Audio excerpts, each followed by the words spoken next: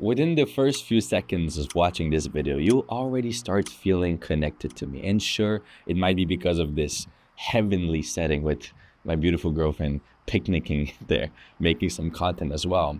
But it's also just because I'm speaking to you as if I was speaking to a friend. I call this the first date rule. How would you feel if you're going on a first date and you see the person in front of you starting to perform all of a sudden and be like using all the hand gestures perfectly and using the silences at the exact right moment? And you feel like they're almost overperforming for you. How attractive is this? And yet, that's how most people record their content. They would be hanging out with their people, super natural.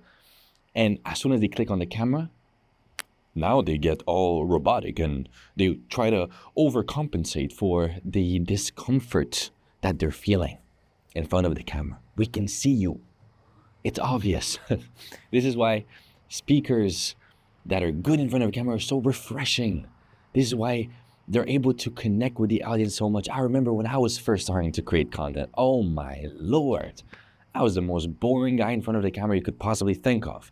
And yet people around me were telling me I'm so expressive. As soon as the camera was on, it's almost as if I'm like shrinking. There's some kind of blockage going on. And so I recorded over and over and over and over again. I learned all the different techniques. I went to Toastmaster. I ended up winning Toastmaster Speaker of the Year even, to practice in front of people. And at the end of the day, what I realized is the best speakers we know, whether on stage or on camera, are the people that don't think about how they look. They don't give a fuck about how they're perceived, how they sound. All they care about is connecting with the audience, number one, and actually providing value. So right now, if you're watching this and you're an entrepreneur or you're building a personal brand, you're a closer, you want to get better at speaking in front of the camera, the first thing I would tell you is remember the first date rule. This camera you're seeing here, that's your date. It's your first date. How would you want to be speaking, behaving? Would you want to be relaxed? Would you want to be authentic? Or would you want to overperform? The same thing as if you're building a relationship. You're building an audience. Do you want your audience to like you for who you're not? Do you want your audience to like you for who you pretend to be? Or do you want your audience to like you for who you really are? What's the most unattractive thing in life? Neediness. People can feel when you need them. And they can also feel when you're real. Even in front of the camera, even from the other side of the screen. So what I suggest you do is have that first date frame, first of all. Second of all, what I suggest you do is from now on, you just record whatever the fuck you want to yap about. I remember before I was even able to speak on stage and build Born to Speak, which is now on its way to become the #1 public speaking community on school, I used to be diagnosed with social anxiety. I was going through a lot of bullshit in high school especially. I mean, at one point I even almost dropped out of school because I was too afraid of speaking on stage. And now I get paid to speak on stages. So how the fuck does that happen? Well, I remember I had an idea one time, which is, you know how everybody's telling us, hey, you must journal. Journaling is awesome.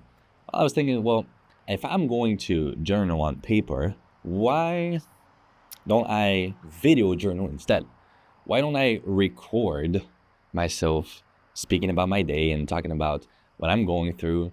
What happened is, as I was speaking in front of the camera consistently, and I was being awkward and indifferent, I was noticing myself when I was starting to be in more charismatic moments, when I was starting to be more in flow. Just the feeling of seeing myself being like, damn, you're pretty charismatic.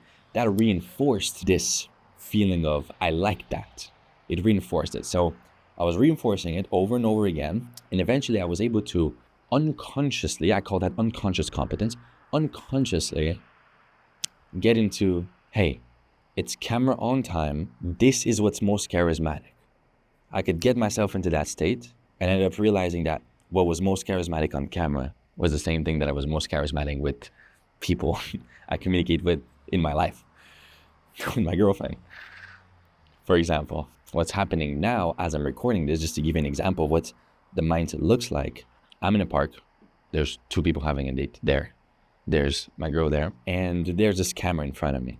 I see this camera as if it's a human, as if like it's an audience listening to me.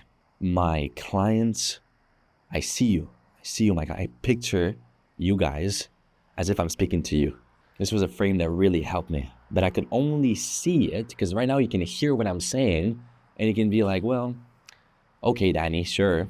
I could only see that with a lot of reps. I call that exposure therapy. What would be the fastest way for you to teach someone how to swim, for example? There's a lake right here behind us. It's a pond, not a lake. Let's say I wanted to teach someone how to swim and I brought them here. What would be the fastest way for them to learn how to swim? Would it be for me to have this whiteboard behind me and teach them every swimming technique and teach all the theory for hours? Or would it be instead to throw their ass in the water, give them the first 3 principles, the only core first principles that are important, and then let them figure out as they go, and me giving them advice as they go? What would be the fastest way for them to learn how to swim? The same thing with speaking. I can teach you all these things. It's just words. It doesn't mean anything to you. You got to do the thing. You got to get in front of the camera. I call that exposure therapy. So by doing the thing over and over again, plus the frame, that's the first principles I was talking about, what's going to happen is that you are going to start building unconscious competence, that unconscious competence that I was talking about. And that is how at any moment you can turn on the camera and you can be exactly yourself. This is what I invite you to do. If you want to make this video actionable, because sure, it was cool. It was a couple of minutes of some good scenery, some good sauce, and hopefully some interesting stuff I'm talking about. But if you want to actually create a change in your life, what I invite you to do is to join an environment that invites you, that challenges you and keeps you accountable to actually speak in front of the camera, to actually do the thing. And for example, for 30 days straight, just speak in front of the camera every day with these frames in mind, with that one idea in mind. It's like a first date. It's like I'm speaking to a real audience. My goal is to connect. My goal is not to perform. My goal is to serve. My goal is not to be perceived as anything. You do that, and you're going to see the massive difference. The before and after is so impressive with day 1 and day 30. So what I invite you to do, I have a couple of links in the description that's going to help you to have guidance on that journey. You can do it alone. You can totally do it alone. By any means, don't feel forced to join anything. All I did was to create an environment that I wish I had back when I was struggling with social anxiety and I was learning how to overcome it, speak in front of a camera and build a business out of it, to today. Now I get the opportunity to do this for a living, and so I can give back. This is why I created all of these communities and programs for. So check them out. Otherwise, I'll see you here tomorrow or the day after. I post regularly on this channel. I love you guys. Really, I mean it. You bring meaning to my life. You bring purpose to my life. So I'll see you very soon. Mwah.